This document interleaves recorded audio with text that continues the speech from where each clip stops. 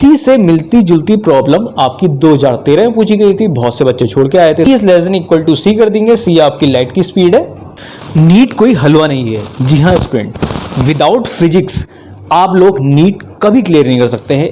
और ज़्यादातर इंस्टीट्यूट में ये कहा जाता है कि फिजिक्स में ध्यान मत दो, आप केमिस्ट्री और बायो ध्यान दो, बस आपका नीट निकल जाएगा। ऐसा नहीं है। जबकि जनरल कैटेगरी में एटलीस्ट 89%, एटलीस्ट कह रहा हूँ मिनिमम जीएमसी के लिए 89% आपको एटलीस्ट लानी है, और विदाउट फिजिक्स वो पॉसिबल नहीं है।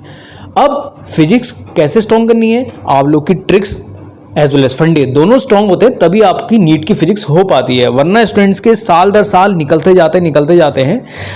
आप लोग के लिए मैं यहाँ पे इसी तरह की कॉन्सेप्चुअल ट्रिकी प्रॉब्लम ला रहा हूँ, जो आप लोगों के लिए आने वाले एग्जाम में, जो कि 3 मई को होने वाला है, काफ़ी बेनिफिशियल होने वाली है। और नीट के जितने भी एस्पिरेंट्स हैं, बहुत इंपॉर्टेंट यहाँ पे आपका कॉन्सेप्ट, ये ट्रिक जो है नीट के स्टूडेंट के लिए बहुत इंपॉर्टेंट होने वाली है, इसलिए एंड तक देखना, ठीक है। तो यहाँ पे सबसे पहले मैं आपको दिखा रहा हूँ, यहाँ पे एक आपका प्लेनेट है। क्वेश्चन आपका ये ऑलरेडी आ चुका है, उसी भी बेस मैंने यहाँ पे एक ट्रिक कह ले या फंडा कह ले शेयर करने वाला हूँ मैं आपका, ठीक है।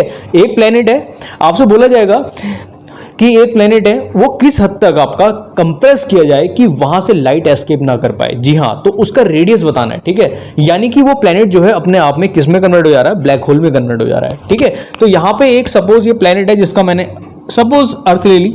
इसका रेडियस क्या हो, अगर मैं इसको कंप्रेस कर रहा हूं, तो कंप्रेस करके मैंने इसको इतना छोटा कर दिया, ठीक है। देखिए कितना छोटा हो गया आपका, ठीक है। स्फीयर आपका ये प्लेनेट जो है इतना कंप्रेस कर दिया है इसको, यानी इतना कंप्रेस्ड हो गया है, ठीक है। इतना कंप्रेस करके मैंने इसको इतना छोटा कर दिया है, जिससे कि ये एक ब्लैक होल में कन्वर्ट हो जा रहा है। तो इनडायरेक्टली ब्लैक होल ही एक ऐसी बॉडी होती है जिसमें से लाइट एस्केप नहीं कर पाती है, ठीक है। उसके अलावा और कोई ऐसी बॉडी नहीं है। अब देखिए यहाँ पे इसका मैंने सपोज रेडियस स्मॉल आर मान लिया, ठीक है। तो यहाँ पे ये अर्थ है, अर्थ के रिस्पेक्ट में हम जानते हैं एस्केप वेलोसिटी, ठीक है। और इसके रिस्पेक्ट में मैंने v मान ली, ठीक है। तो जो आपकी ये होनी चाहिए, velocity should be less than और equal to speed of light, ठीक है।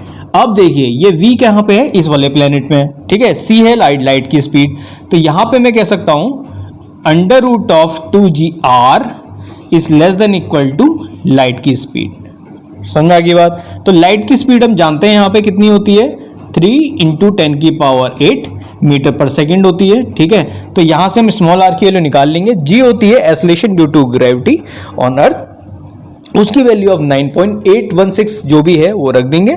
अगर न्यूमेरिकल में आपका 10 दिया है तो 10 ले लेंगे, तो यहां से स्मॉल आर की वैल्यू निकल के आ जाएगी, ठीक है। तो बहुत इंपॉर्टेंट और बहुत मजेदार कॉन्सेप्ट है यहाँ पे, कि आपसे बोला जाएगा कि किसी प्लेनेट को हम कंप्रेस करके एक ऐसी बॉडी में कन्वर्ट कर देते हैं जिसमें कि आपका लाइट एस्केप नहीं कर पा रही। तो बताना है कि आखिर उसका रेडियस क्या होगा। तो उसका रेडियस स्मॉल आर की वैल्यू यहाँ से निकल जाएगी। v is less than equal to c कर देंगे, सी आपकी लाइट की स्पीड है, ठीक है। इसी से मिलती जुलती प्रॉब्लम आपकी 2013 में पूछी गई थी, बहुत से बच्चे छोड़ के आए थे। तो मैं यहाँ पे आप लोगों के लिए कुछ इस तरह की ट्रिकी प्रॉब्लम और ट्रिक्स विद फंडे शेयर कर रहा हूँ, जो कि आप लोगों के लिए बेनिफिशियल होने वाली है 3 मई को, जो कि आपका नीट का एग्जाम होने वाला है, ठीक है।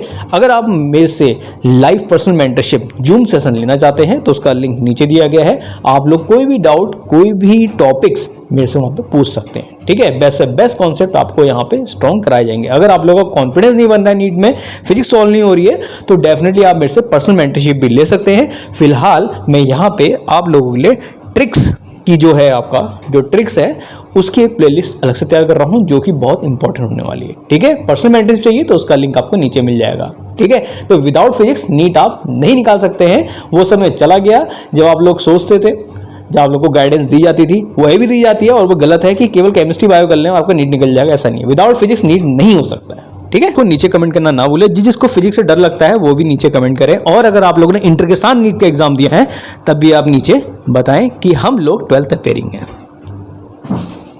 Wish you good luck.